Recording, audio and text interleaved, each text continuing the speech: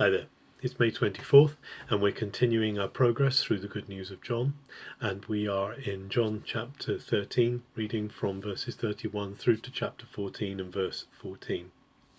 So the context of this is the meal that Jesus is having. It's his final meal before he's going to be taken and arrested and taken to the cross.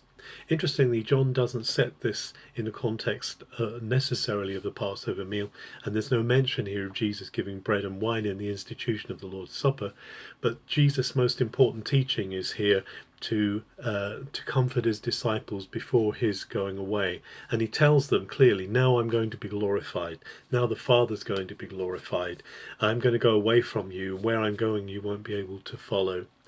But he gives them a new commandment. He says, love one another. Agapate allelus, love one another.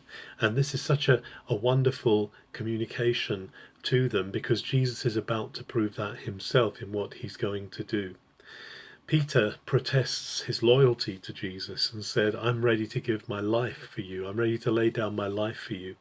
And Jesus very knowingly says to Peter, Peter, are you really willing to give your life for me? I know that before the cock crows, you are going to deny me 3 times. And we're going to see the sequel to that story before the end of John in how that turns out. But Jesus sees right through Peter. He knows the reality of the situation. He knows that none of them are going to go with him where he is going. But at the beginning of chapter 14, Jesus gives them great comfort and great encouragement. He says, don't let your hearts be troubled. You believe in God, believe in me. And he says that I've prepared a place for you. I've prepared, the Greek has the word mone, and N.T. Wright comments that this is a place of temporary dwelling before the great resurrection. When we die, when we leave this life, we go to be with Jesus. And it's in his dwelling place, in his temporary residence that he has. We're going to be in his presence. And so he's encouraging them that where he is, there we will be also. This is the great hope and the great promise. And then Philip says, show us the way. How do we get there? And Jesus says, I am the way. I am the truth. I am the life. And then Philip asks again, we don't know the way. How do we get there? And show us the Father, he says at one point. Show us the Father and we'll know who we're really dealing with. And Jesus says, oh, have I been this long with you and you've not realized who I am?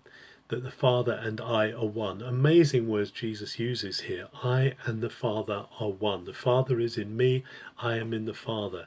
And the works I do, they're the Father's works, because only the Father can do these works in me.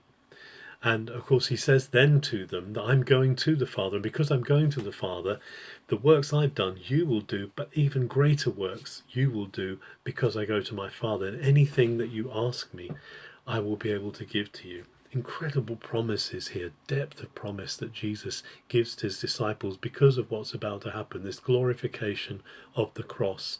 We still live in the good of those blessings that he promises to his disciples today, as they're promised to his close disciples there in that room before his death. So those words come to us today, not to be afraid, that there is a place prepared for us in the Father's presence, and that the works that Jesus does we will also do. Have a very good May the 24th.